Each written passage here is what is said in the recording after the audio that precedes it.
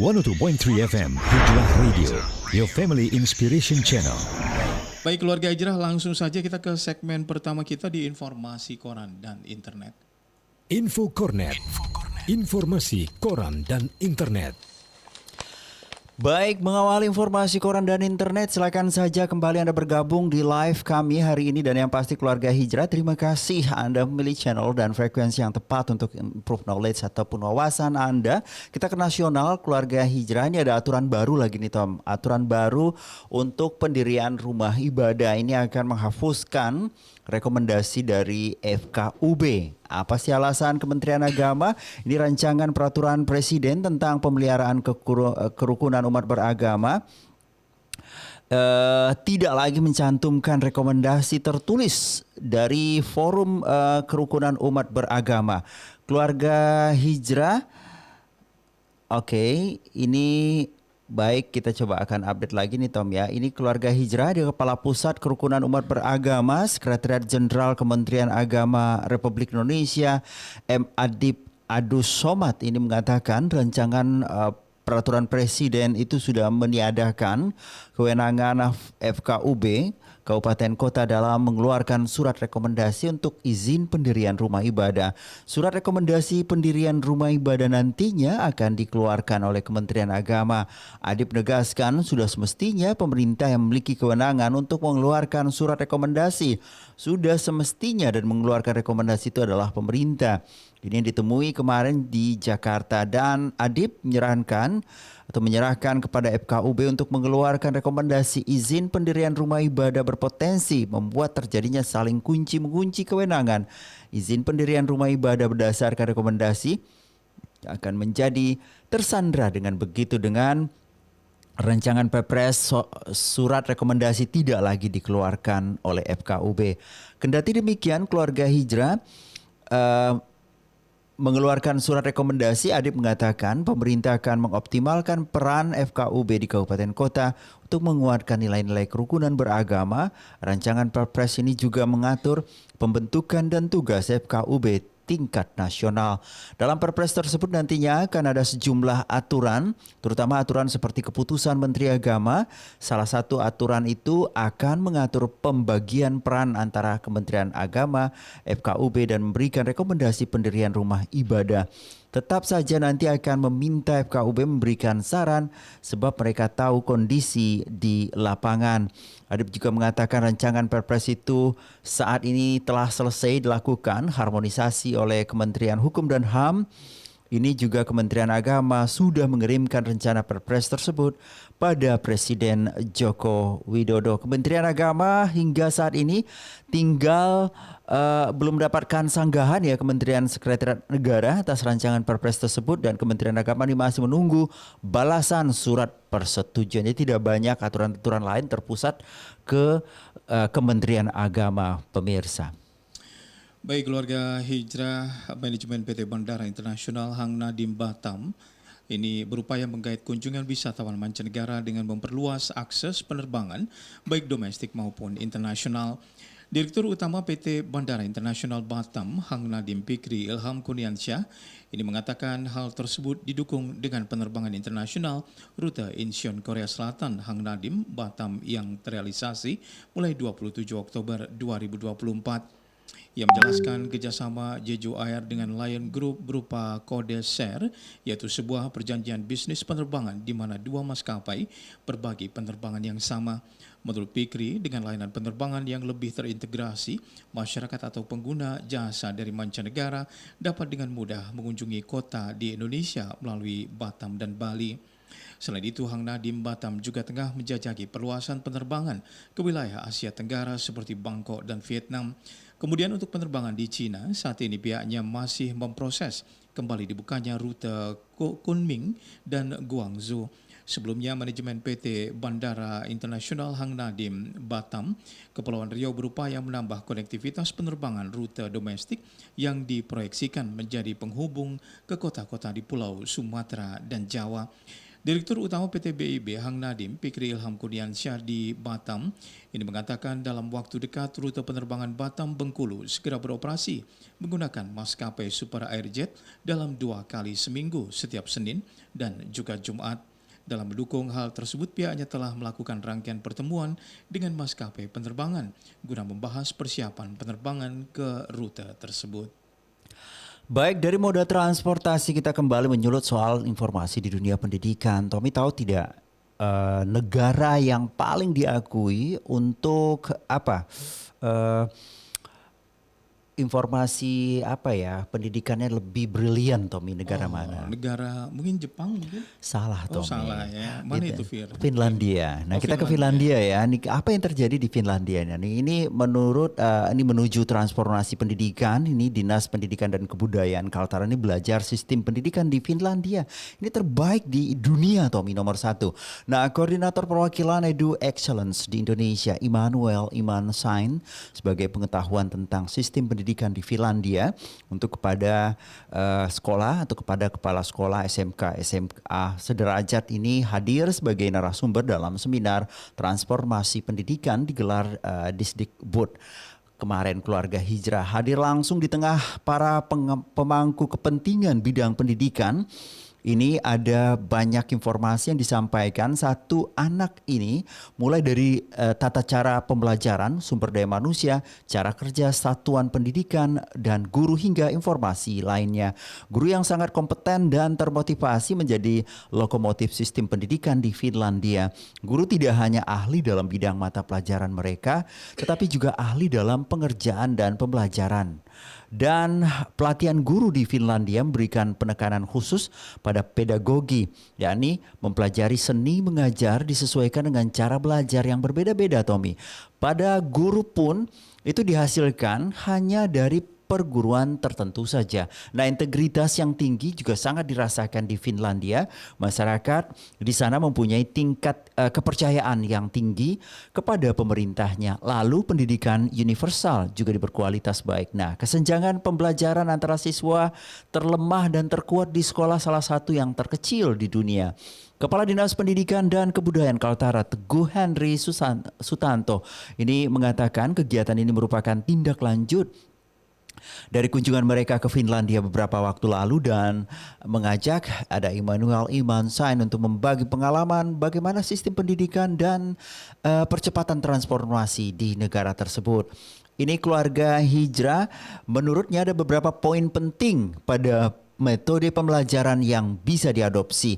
Dia mengatakan di negara tersebut sistem pendidikannya terbukti bisa menciptakan SDM unggul hingga bisa memperkuat kesejahteraan masyarakat.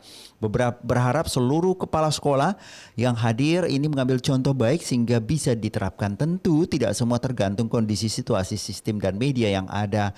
Nah, bagian terpenting adalah bagaimana sekarang itu guru, Tommy, keluarga ini bisa fokus dan membina peserta didik. Misalnya ketika ada anak ini tidak masuk sekolah, itu tidak langsung dihukum, Tom. Telusuri dulu begitu. Nah, harus dicari tahu penyebabnya hingga soal solusinya seperti apa. Nah, terus anak ini dianggap itu tidak ada yang tidak bisa. Nah, semuanya pasti bisa karena kita punya kemampuan masing-masing. Nah, cuma waktunya untuk mencapai itu bisa berbeda-beda. Maka guru wajib mendampingi satu persatu. Ini keren banget ini, Tommy. Dan ditambahkan lagi di Finlandia itu menjadi contoh konkret penerapan kurikulum. Ini kurikulum merdeka ini. Hanya saja penerapan di negara tersebut ini sudah berlangsung itu long time ago. Ini sejak 50 tahun lalu nih, Tom. Hingga hasilnya sudah terasa berbeda dengan Indonesia yang pelaksanaannya baru sejak 2019. Ya, dari Finlandia ke Selandia ya. Jauh-jauh ya kita terbang ya, Tom. Ya, Okay. Ini berkaitan dengan bencana alam di Selandia Baru. Gempa bumi berkekuatan 5,7 magnitudo mengguncang Selandia Baru pada pukul 5:08 waktu setempat atau 16,08 GMT Sabtu lalu. Nah, menurut sistem pemantauan Geonet, gempa terjadi 25 km atau 15,5 mil barat ibu kota Wellington dekat Selat Cook pada kedalaman 30 km. Demikian Geonet, sebuah organisasi yang memantau bahaya geologi di negara tersebut. Nah, organisasi tersebut melaporkan lebih dari 36.000 orang merasakan getaran gempa dengan guncangan kuat terasa di seluruh wilayah Wellington dan Pulau Selatan bagian utara. Ini belum ada laporan korban jiwa maupun kerusakan properti akibat kejadian tersebut.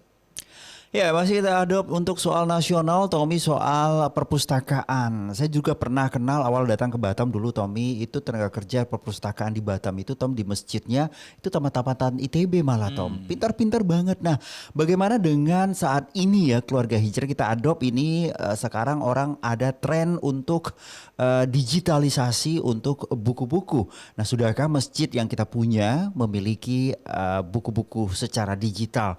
Ini Kementerian Agama menyediakan ada 4.000 judul buku di perpustakaan digital di 845 masjid di Indonesia. Adalah Dirjen Bimas Islam Kementerian Agama, ada Kamarudin Amin, mengungkapkan pihaknya terus berupaya mengembangkan perpustakaan masjid sebagai pusat literasi dan edukasi bagi masyarakat. Nah, menurutnya ada 845 perpustakaan masjid telah terdata di elektronik literasi pustaka keagamaan Islam Elips KI. Nah, hal itu disampaikan saat memberi sambutan dalam acara BIMTEK pengelolaan perpustakaan masjid. Dan masih sedikit masjid yang memiliki perpustakaan ini, Tommy dan keluarga hijrah. Sementara jumlah masjid yang terdata di Kementerian Agama saat ini adalah 307.000 masjid dan 375.000 mushola. Karenanya kita perlu terus mengupayakan agar masjid di Indonesia memiliki perpustakaan. Kita perlu mendata sudah beberapa persen masjid kita yang memiliki perpustakaan dan sudah dikunjungi banyak orang. Dan dikatakan saat ini keluarga hijrah sudah tersedia 4.000 judul buku di perpustakaan masjid digital yang bisa diakses melalui Elips Key. Meski demikian, masih diperlukan identitas atau identifikasi terkait buku-buku yang dibutuhkan masyarakat sebagai sumber rujukan berkualitas. Kamarudin juga mengatakan program ini juga keluarga hijrah ditargetkan untuk menjangkau masjid di pelosok Indonesia yang seringkali menghadapi kendala dalam menyediakan bahan bacaan bermutu. Dan kementerian berharap perpustakaan masjid dapat menjadi pusat pengetahuan yang inklusif, yang berkelanjutan, dan komitmen untuk terus memperluas dan memperkaya koleksi perpustakaan masjid di seluruh Indonesia, baik melalui pengadaan buku fisik maupun digital yang saat ini tengah dibutuhkan. Terkait itu, keluarga hijrah diminta para peserta yang terdiri dari perwakilan kantor wilayah Kementerian Agama dan pengelola perpustakaan masjid di seluruh Indonesia untuk menjalin kerjasama dengan berbagai pihak seperti pemerintah daerah, perpustakaan daerah, penerbit buku hingga komunitas literasi.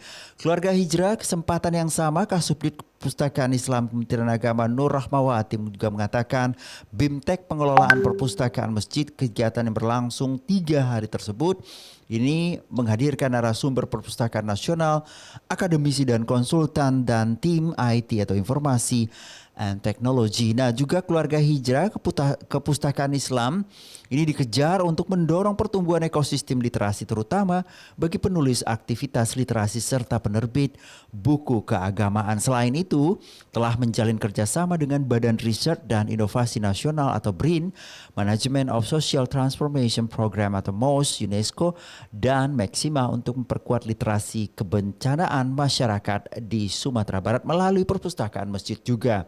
Dan kesiapan dan pengetahuan masyarakat tentang bencana untuk mengurangi potensi korban saat bencana terjadi juga menekankan peran strategi perpustakaan masjid dalam penyebaran informasi dan edukasi terkait kebencanaan. Ini semua lengkap dan ada digitalisasi, Tommy. Ya, baik keluarga hijrah, kita break sebentar dan kita lanjutkan lagi. Masih ada beberapa informasi lainnya. Tetap bergabung bersama kami di Hijrah Radio Batam. Keluarga hijrah, tetaplah bersama kami. Kami akan kembali setelah yang berikut ini. Ya, terima kasih Anda masih memantau kami di 102,3 FM Hijrah Radio Batam, dan Anda yang masih mendengarkan kami lewat TuneIn, Radio Garden, dan jaringan streaming lainnya, dan Anda yang saat ini mendengarkan lewat live di TikTok, kita ucapkan selamat pagi juga. Baik keluarga hijrah, kita ke informasi lainnya. Ini Kementerian ESDM membeberkan sejumlah persyaratan bagi kontraktor kerjasama KKKS untuk pindah skema investasi hulu minyak dan gas bumi atau migas. Direktur Pembinaan Hulu Migas Kementerian ESDM Arianto Sumanto dalam keterangannya di Jakarta mengatakan pemerintah telah menerbitkan Peraturan Menteri ESDM nomor 13 tahun 2020 dan Keputusan Menteri ESDM nomor 230.K garing MG garing titik 01 titik MEM dan garing 2024 dengan tujuan memberikan kemudahan bagi KKKS dalam menjalankan bisnis migasnya di Indonesia. Menurutnya, pembaruan aturan tersebut dilakukan untuk menjaga keseimbangan antara kepentingan kontraktor dan pemerintah. Inti perbaikan skema bagi hasil gross split adalah memberikan kepastian bagi hasil antara 75 hingga 95% bagi kontraktor. Pembuat wilayah kerja migas non-konvensional lebih menarik, menyederhanakan parameter dan memberikan pilihan yang lebih fleksibel kepada kontraktor. Implementasi kebijakan tersebut menurut Ariana berlaku bagi yang kontrak kerjasama yang ditandatangani pasca Peraturan Menteri Nomor 13 Tahun 2024 tentang kontrak bagi hasil gross split. Sedangkan untuk kontraktor migas exciting yang kontraknya ditandatangani sebelum Peraturan Menteri terbit dapat beralih ke kontrak gross split baru dengan beberapa catatan. Pertama, kontrak skema gross split lama untuk MNK, ini termasuk gas metana batubara dan shell oil, gas dapat beralih ke skema gross split baru. Kedua, kontrak skema cost recovery dapat beralih ke skema gross split baru sepanjang masih tahap eksplorasi dan belum mendapatkan persetujuan plan of development pertama dari pemerintah. Hingga saat ini setidaknya terdapat 5 kontraktor atau blok yang menyatakan minat untuk menggunakan skema gross split baru sesuai peraturan dan keputusan Menteri ESDM tersebut. Ya, keluarga Hijrah, terima kasih bagi Anda yang baru saja bergabung di live TikTok kita ya Tom ya. Dan yang pasti Anda kami ajak, sebenarnya kita coba tampilkan nanti ada layarnya ya Tom ya. Seperti apa sih bentuk musola di Telaga Punggur begitu. Nah, Anda mungkin kenal ya, kalau Anda ke Batam itu ada Telaga Punggur itu ini Tom, apa ya? TPA ya, TPA itu bukan tempat penitipan anak ya, tetapi tempat pembuangan akhir sampah begitu. Nah, ternyata di situ juga di-create dan akhirnya ada satu musola. Kita lihat di sana katanya musolanya luar biasa sekali nih Tommy, terbuat dari plastik. Nah, tempat pembuangan akhir atau TPA Telaga Punggur ini terus bersolek dan berinovasi dalam upaya mengurangi volume sampah. Nah, salah satunya dengan mengelola atau mengolah limbah plastik menjadi balok atau papan. Nah, upaya ini telah berjalan cukup lama keluarga Hijrah di bawah pengelolaan unit pelaksanaan teknis UPT TPA Punggur. Ini memperoleh atau alat pengolahan balok dari papan plastik ini dari salah satu perusahaan swasta. Ini yang dituturkan Kepala UPTD TPA Telaga Punggur, Pak Heri Winarso. Saya sapa ya, apa kabar ya Pak Heri? Nah, proses pembuatan satu balok atau papan plastik ini makan waktu sekitar 30 menit saja. Cukup ya. Oke. Nah, Heri mengatakan ini limbah plastik ini yang telah dicaca ini Tom, terlebih dahulu dilelehkan pada suhu 400 derajat Celcius sebelum dicetak menjadi bentuk balok atau papan. Ini sama kayak kita bikin prakarya kecil dulu Tom ya. Bibit-bibit plastik itu kita hancurin terus kita cetak begitu, kayak ada bentuk pos bunga, luar biasa. Nah, limbah tersebut keluarga Hijrah itu dilelehkan kemudian dicetak nih menjadi berbagai bentuk seperti papan dan balok begitu. Nah, dengan bahan dasar dari balok dan papan plastik ini berbagai produk ini sudah berhasil dibuat. Ini termasuk ada bangunan musola. Nah, kalau kita lihat ini hari ini, nah musola berukuran 6 kali 3 meter ya. Anda bisa lihat ya di live TikTok kita ini Tom. Nampak ya. Bentuknya ya, warnanya warna hijau ya, warna kebesaran ya. Oke. Nah, 6 kali 3 meter nih hampir seluruhnya menggunakan bahan plastik nih Tom. Nah, kecuali nih bagian atap ya, nanti kita coba renovasi lagi atapnya bisa dari plastik juga apa tidak begitu. Nah, ini semua terbuat dari plastik kecuali atap katanya masih dari seng. Nah, ini diresmikan. Anda lihat ini ya, ini diresmikan kemarin tahun lalu dan musola ini sudah digunakan ini para pekerja di TPA Telaga Punggur untuk ibadah, Masya Allah, dan telah menjadi ikon yang menarik perhatian pengunjung yang datang ke TPA tersebut. Nah, pertanyaannya Tom, apa nama musolanya gitu. Oke, nanti kita ke sana ya. Masya Allah, luar biasa. Ini lokasinya memang di kawasan TPA ya. Benar. Oke, segeralah nanti kita titian muhibah kita ke TPA Telaga Punggur, Masya Allah. Baik keluarga Hijrah, kita ke informasi lainnya. Ini sebanyak 14 ruang kelas baru RKB SD ini tengah dibangun oleh Dinas Pendidikan Batam. Saat ini ditargetkan proses serah terima RKB ini dimulai pada akhir Oktober 2024. Kadis Pendidikan Batam Tri Wahyu Rubianto memastikan beberapa sekolah kini akan segera menerima ruang kelas baru pada bulan ini, sementara sekolah lain yang sempat terkendala proses tender ulang ditargetkan rampung sebelum akhir tahun. Nah, keluarga Hijrah, proses pembangunan RKB di beberapa sekolah memang mengalami penundaan akibat harus melalui proses tender ulang. Namun Tri menegaskan bahwa semua proyek akan diselesaikan sesuai target tahun ini. Proses serah terima dilakukan setelah pengecekan akhir untuk memastikan kualitas bangunan RKB sesuai standar yang telah ditetapkan. Saat ini ada 14 RKB SD yang tengah dibangun, terdiri dari 9 RKB di sekolah negeri dan 5 RKB di sekolah swasta, termasuk proyek strategis di SDN 009 Batu Haji dengan 3 ruang kelas baru. Selain itu, Disdik Batam juga akan membangun 24 RKB SMP dan merehabilitasi 26 ruang kelas SD serta 1 ruang SMP. Anggaran sebesar 56 miliar ini telah disiapkan untuk membangun rehabilitasi ruang kelas, ruang guru, toilet serta fasilitas lainnya. Dan anggaran ini bersumber dari APBD Kota Batam dan dana alokasi khusus. Tahun 2025, Disdik Batam merencanakan pembangunan 3 unit sekolah baru, termasuk 2 SMP di Buliang dan Panglong, serta 1 SD di Sailangkai. Pembangunan ini diharapkan dapat mengatasi kelebihan kapasitas di beberapa sekolah. Selain pembangunan infrastruktur, Disdik Batam juga mengupayakan pemenuhan tenaga guru. Ya, kita kembali pembenahan infrastruktur di Provinsi Kepulauan Riau. Setelah Batam ini ada flyover pertama dan yang kedua sedikit agak terkendala. Tommy, sejatinya akan dibangun di Simpang Kabil ya Tommy. Dan the next projectnya adalah flyover. Nah, kita juga memiliki di ibu kota provinsi di Tanjung Pinang yang mampu menelan anggaran 60 miliar rupiah. Ini akhirnya Tanjung Pinang memiliki flyover pertamanya dengan panjang 450 meter. Nah, pembangunan flyover atau jembatan layang ini dinilai saat ini memiliki peran penting dalam suatu wilayah. Ini dikarenakan dengan hadirnya flyover dapat menjadi salah satu solusi dalam mengurangi atau mengurai kemacetan yang kerap terjadi. Nah, selain itu dengan adanya flyover juga memiliki peranan penting dalam rangka menjadi kelancaran berlalu lintas begitu. Nah, salah satu flyover yang ada di Provinsi Kepulauan Riau ini kita berkunjung ke ini namanya di Dompak Tommy, dan ini membentang sepanjang 450 meter dan lebar 9 meter.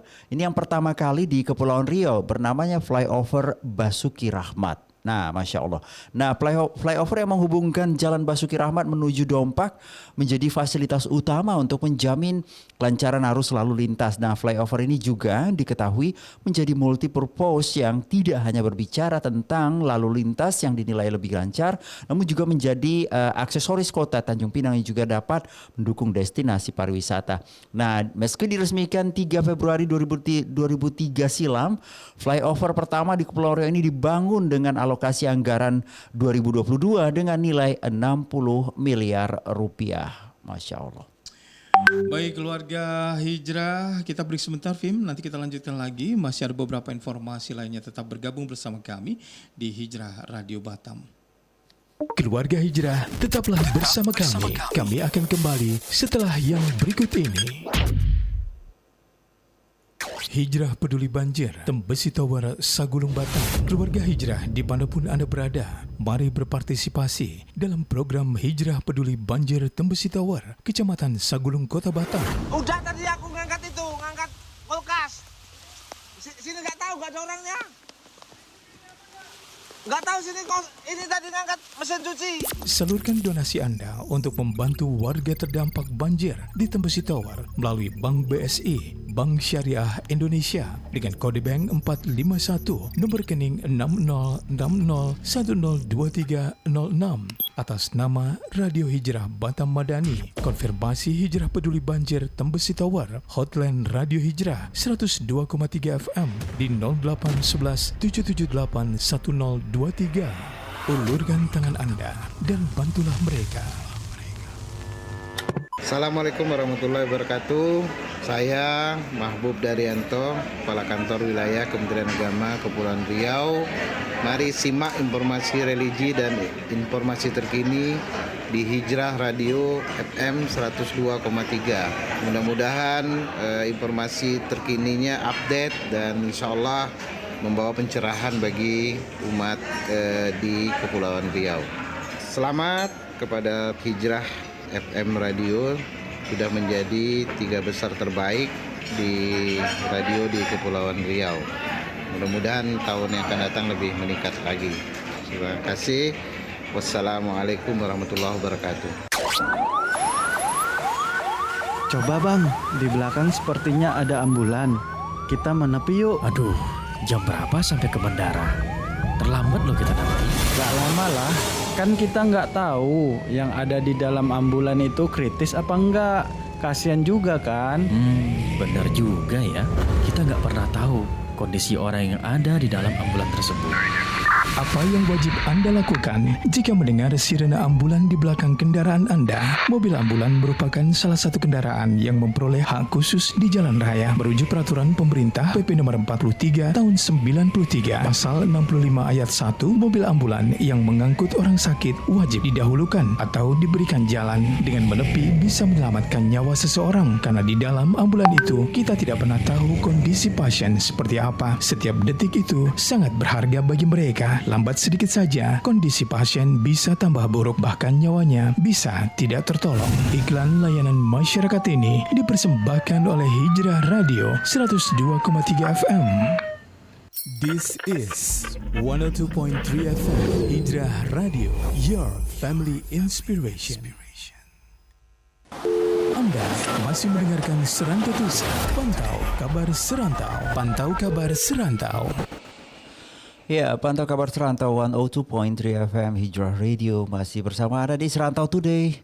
Keluarga Hijrah, kita ajak Anda saat ini menuju ke Kampung Zakat, Tommy keluarga Hijrah.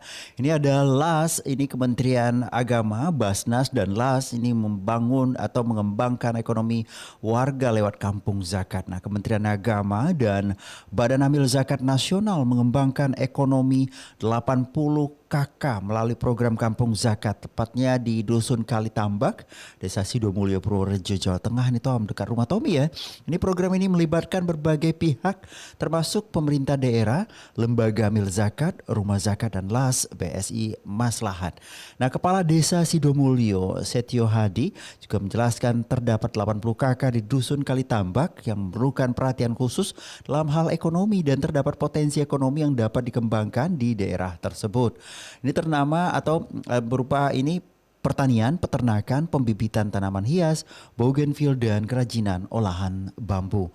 Nah, di Dusun Kalitambak ini 80 KK ini mendapat kendala ekonomi berupa air bersih dan sampah. Namun daerah ini memiliki potensi sangat besar untuk dikembangkan berupa usaha pertanian, peternakan, serta kerajinan dari bambu dan tanaman hias. Dan keluarga Hijrah ini pihaknya di sana ini telah melakukan perbaikan infrastruktur berupa jalan desa, pengaspalan untuk mendukung pengembangan ekonomi masyarakat. Nah, perwakilan Basnas Mariono ini menyampaikan mendukung program Kampung Zakat dengan memberikan bantuan 750.000 per bulan ini serta menyediakan fasilitas air bersih terhadap 4 guru ngaji di sana nih Tom. Ini beri bantuan kepada 4 guru ngaji dan membantu penyediaan air bersih di 80 KK. Ini sebenarnya bisa dicontoh ya Tom ya, di daerah-daerah lain atau di Batam sendiri yang ada 7 kabupaten kota. Mudah-mudahan Kampung Zakat ini mampu memberdayakan masyarakat hingga tumbuh mandiri dan berdaya guna. Baik keluarga Hijrah, kita ke informasi lainnya. Ini dari Jakarta, Dirjen Bimas Islam ini Kemenak Kamarudin Amin mengungkapkan di pihaknya terus berupaya mengembangkan perpustakaan masjid sebagai pusat literasi edukasi bagi masyarakat.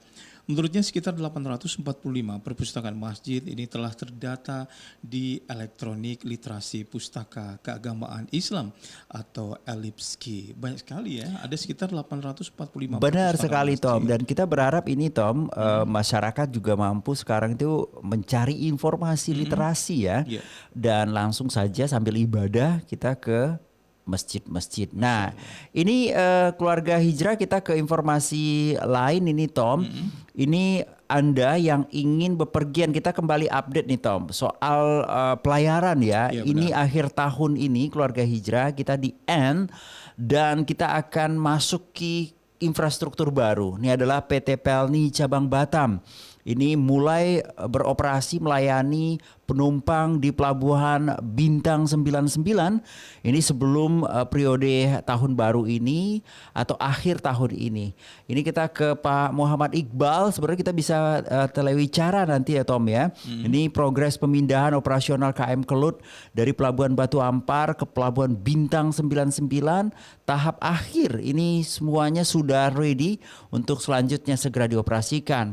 Target KSOP BP Batam, Pelabuhan Bintang 99, PT Pelni, ini mudah-mudahan KM Kelut atau kapal Pelni lainnya akan berpindah targetnya sebelum akhir tahun 2024 ini. Dan dijelaskan KM Kelut ini milik Pelni ini sudah melayani penumpang rute Batam Jakarta, Batam Belawan dan Belawan Batam. Ini kurun waktu 6 hingga 7 tahun di Pelabuhan Batu Ampar. Namun Pelabuhan Batu Ampar itu telah dikonsentrasikan sebagai pelabuhan barang oleh Badan Pengusaha BP Batam. Ini maka kapal penumpang itu dipindahkan ke Pelabuhan Bintang 99 yang masih berada di kawasan perairan Batu Ampar. Batam keluarga hijrah ini BP Batam ini telah menyediakan dermaga untuk kapal penumpang PT Pelni KM Kelut bersandar dilengkapi dengan fasilitas terminal penumpang di Pelabuhan Bintang 99. Fasilitas apa saja? Nah ini termasuk juga sangat lengkap dibandingkan dengan pelabuhan sebelumnya, yakni ada ruang tunggu, ruang laktasi, ada musola, dan alur layanan penumpang sesuai permintaan Pelni. Pelabuhan Batu Ampar untuk kapal barang bukan pelabuhan penumpang. Makanya fasilitas untuk penumpang terbatas dan tidak maksimal dan banyak risiko terjadi ketika kapal KM Kelut ini masuk Batu Ampar. Intinya dari segi keselamatan dan kenyamanan penumpang lebih akan terarahkan. Nah menurutnya proses pemindahan KM Kelut ke Pelabuhan Bintang 99 ini masuk tahap akhir. Ini pengurukan kolam agar bisa bersandar karena saat ini alur dalam dan kedalaman kolam ini belum cukup untuk KM Kelut bersandar. Nah, karena memang dibutuhkan kedalaman yang cukup dalam. Nah, uji coba sandar kapal dengan kedalaman kolam ini sudah dilakukan. Ini menggunakan kapal perintis Pelni KM Sabuk Nusantara 48 yang sudah masuk ke Pelabuhan Bintang 99 selama ini. Tetapi ukuran KM Sabuk Nusantara 48 ini lebih kecil Tommy daripada KM Kelut. Nah pemirsa, nah oleh karena itu KM Kelut yang segera akan berlabuh jangkar nanti benar-benar kedalamannya memang harus mumpuni. Nah bulan Oktober ini keluarga hijrah disegerakan pengerukan kedalaman alur dan kolam pelabuhan selesai dikerjakan. Dan Iqbal optimis pertengahan November KM Kelut sudah bisa beroperasi dan diawali dengan uji coba tersebut karena saat ini belum selesai pengerukan kedalaman alur dan kolam itu tempat bersandar. Nah selama proses pemindahan KM Kelut belum melayani penumpang dan saat ini sedang proses docking. Nah ini soal docking ya di Jakarta. Setelah selesai dioperasikan sebagai hotel terapung pertama ini kemarin nih Tom selama PON di ke 21 di Aceh begitu di Sumatera Utara juga. Dan makanya 1 tahun terakhir ini dikejar supaya KM Kelut ini bisa kembali masuk ke Pelabuhan Bintang 99 pokoknya sebelum periode tahun baru begitu. Nah, KM Kelut ini memiliki kapasitas penumpang 2.607 kursi dengan 2.100 kursi bisa digunakan sebagai tempat tidur dan terdapat juga ada 500 kamar tidur. Masya Allah. Ya, ini perlu Anda ketahui juga ini Pelabuhan Bintang 99 tidak jauh ya dari Pelabuhan Batu Ampar. Ya. Dan ini kalau kita lihat ini dulu pelabuhan di pantai Strasnya di Uruk ya nih Vim. Benar sekali. Jadi kalau kita ada pelabuhan rakyat, jadi Anda dari Tembilahan atau dari apa membawa kelapa. Nah itu pelabuhan jangkar di situ dulu. Benar. Ini pelabuhan pantai Stres ya di sana. Tapi Anda bukan stres ya. Tapi di situ nanti ada bintang yang akan bersinar 99 begitu. Baik keluarga hijrah, kita ke segmen yang lain. Kita coba akses untuk informasi di media center pemerintah Kota Batam di kabar Engku Putri. Keluarga hijrah, Untuk mengetahui informasi seputar Pemko Batam dan agenda pemerintahan Kota Batam, dengarkan kabar Engku Putri. Kabar Engku Putri yang dipersembahkan oleh Humas Kominfo Pemko Batam hanya di 102,3 FM Hijrah Radio. Inspirasi keluarga Anda. Kabar Engku Putri. Baik keluarga Hijrah, kita coba akses untuk informasi di kabar Engku Putri. Ini di Media Center Pemerintah Kota Batam. Ini pelatihan kepemimpinan nasional PKN tingkat 2 BPSDM Jawa Timur pada Jumat lalu secara resmi ditutup oleh Deputi Bidang Kajian Inovasi Manajemen ASN LAN RI Dr. Agus Sudrajat pada Jumat 4 Oktober lalu bertempat di Aula BPSDM Jawa Timur Tandes Surabaya. Pelatihan kepemimpinan nasional PKN tingkat 2 diikuti oleh lebih dari 60 orang pejabat eselon 2 dari seluruh Indonesia, termasuk dari Pemko Batam yang diikuti oleh Kadis Kominfo, Kadis CKTR dan Kadis Pendidikan dan Kadis Sosial dan Pemberdayaan Masyarakat Kota Batam. Dr. Ramlianto, SPMP selaku Kepala BPSDM Jawa Timur menyampaikan dalam laporan penutup tersebut dari semua tahapan pembelajaran sejak bulan Mei 2024 yang lalu, ini telah melakukan evaluasi pembelajaran dengan rincian 12 orang predikat sangat memuaskan dan 3 dari ke-12 lulusan tersebut berasal dari Kota Batam, yaitu Kadis Kominfo Rudi Panjaitan, Kadis CKTR Azril Apriansyah, dan Kadis Pendidikan Triwahyu Rubianto, serta satu lagi lulus dengan predikat memuaskan, Leo Putra Kadinsos Kota Batam, yang kesemuanya dimentori oleh asisten pemerintah dan Kesra Pemko Batam Yusra Hendri. Baik keluarga Hijrah, masih di kabar Engku Putri, ini Sekda Kota Batam Jeffrydin memimpin rapat pembahasan tindak lanjut pasal 9C dan 9D amandemen perjanjian kerjasama nomor 30 tahun 2024 terkait pemberdayaan masyarakat Rempang Eco City di Tanjung Banon di kantor Wali Kota Batam. Jeffrydin menegaskan pentingnya pemberdayaan masyarakat yang dari pendekatan kultural akan dimulai dari sektor pertanian, perikanan, serta pengembangan UMKM. Ia menambahkan bahwa peningkatan kemampuan sumber daya manusia juga menjadi fokus utama agar sumber daya manusia di kawasan Rempang, khususnya pemuda lokal, bisa terserap pada sektor yang bertumbuh di Rempang. Baik keluarga Hijrah, itu tadi beberapa informasi yang kita kemas di kabar Engku Putri dari Media Center Pemerintah Kota Batam. Keluarga Hijrah, baru saja Anda dengarkan kabar Engku Putri yang dipersembahkan oleh Humas Kominfo Pemko Batam. Kabar Engku Putri, Dinas Komunikasi dan Informasi Kota Batam mewujudkan penyelenggaraan pemerintahan dan pelayanan publik berbasis TIK yang terintegrasi dan mudah diakses masyarakat. Call Center Pemerintah Kota Batam, hubungi kami 112, siap sedia menanggapi aduan masyarakat Kota Batam selama 24 jam. Baik keluarga Hijrah, dari kabar Engku Putri kita coba akses untuk informasi lainnya di informasi kurs untuk hari ini. Info kurs. Kita awali dolar Australia, kurs jual Rp10.657 dan beli Rp10.550.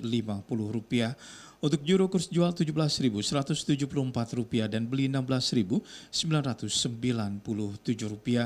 Untuk 100 yen Jepang kurs jual Rp10.644 dan beli Rp10.537. Untuk ringgit Malaysia kurs jual Rp3.686 dan beli Rp3.644. Untuk dolar Singapura kurs jual Rp12.012 dan beli Rp11.891. Untuk US dollar kurs jual Rp15.572 dan beli Rp15.417. Itu tadi informasi kurs untuk hari ini, dan bagaimana kondisi cuaca untuk Kepulauan Riau. Saatnya perakiraan cuaca untuk hari ini. Keluarga Hijrah, saatnya perakiraan cuaca wilayah Kepulauan Riau bersama BMKG Hang Nadim Batam.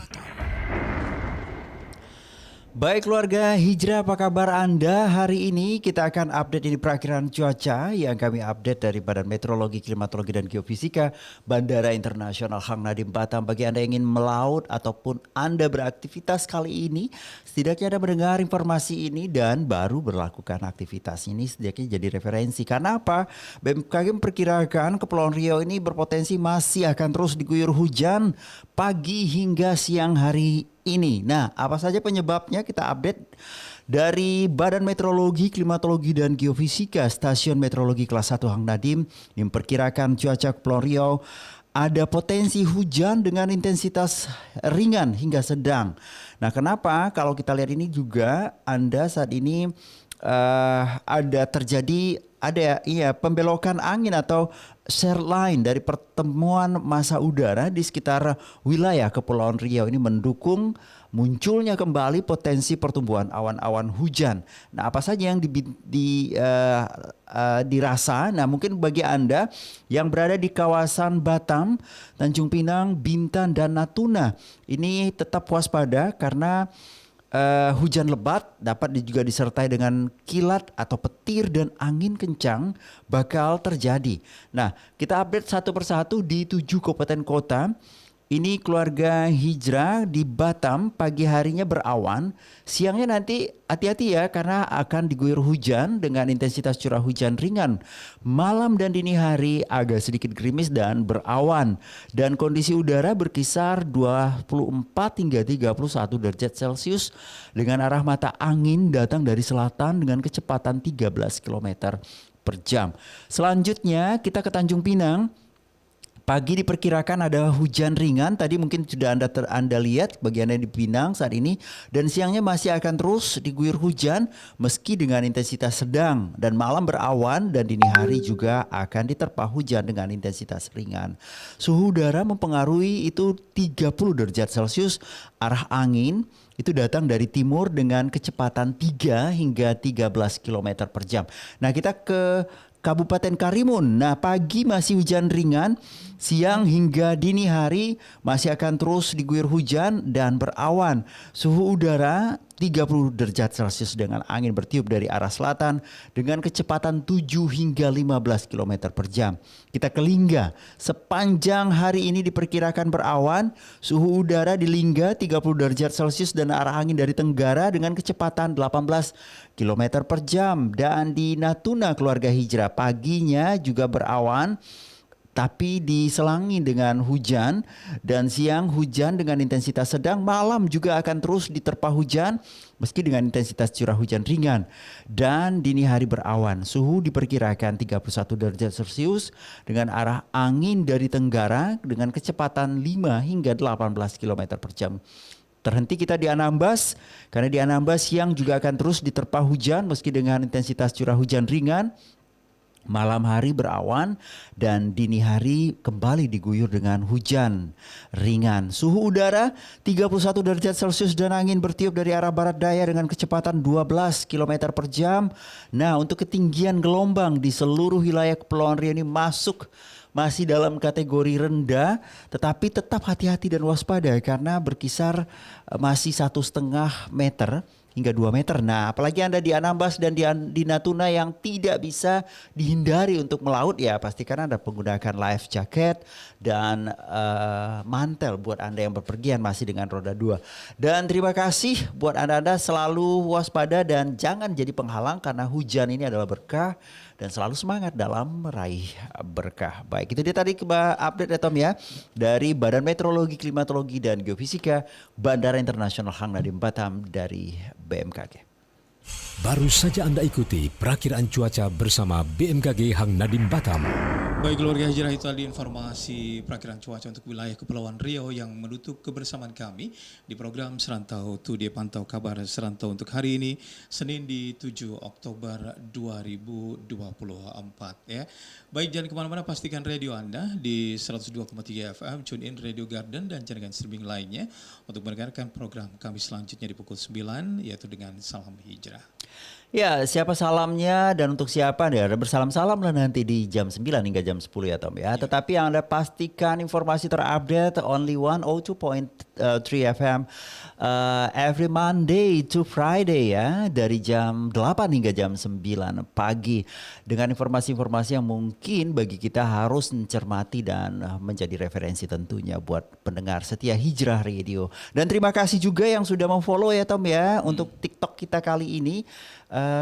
Tidak bisa kita sebut-sebut satu-satu, banyak ya. Ada Naria ya, so I really appreciate Naria. Dan untuk teman-teman juga yang sudah Ini siapa itu namanya banyak banget ya. Mudah-mudahan selalu menjadi bahagian dan penyemangat buat kita sehingga Anda juga dapat referensi terbaik dari 102.3 FM. Dan Anda ingin berpromo, kami akan selalu update untuk Anda karena kita butuh ya Tom ya, informasi-informasi mungkin Anda ingin sekolah di mana, ingin umroh dengan travel apa, terus mencari makanan yang lezat seperti apa, silakan saja, usaha Anda layak untuk berpromo di Hijrah Radio. Anda bisa menggunakan telepon berapa Tom? Tommy bingung ya. 0813-728-03778. Baik ya, 0813-728-03778. Silakan saja nanti kita jemput. Oke. Aduh saya bingung deh bikin iklan seperti apa ya Tom. Kita jemput ya Tom ya. Oke. Baik, akhirul kalam, saya Usfim Faradila. Ya, saya Tommy Mon dan juga operator kami ada Tommy Alfa mengucapkan banyak terima kasih. Kita tutup. Subhanakallahumma wa bihamdika. Asyhadu an la ilaha illa anta astaghfiruka wa atubu ilaik. Wassalamualaikum warahmatullahi wabarakatuh. Selamat pagi, selamat melanjutkan aktivitas Anda kembali dan sampai jumpa. 102.3 FM Hijrah Radio, your family inspiration channel.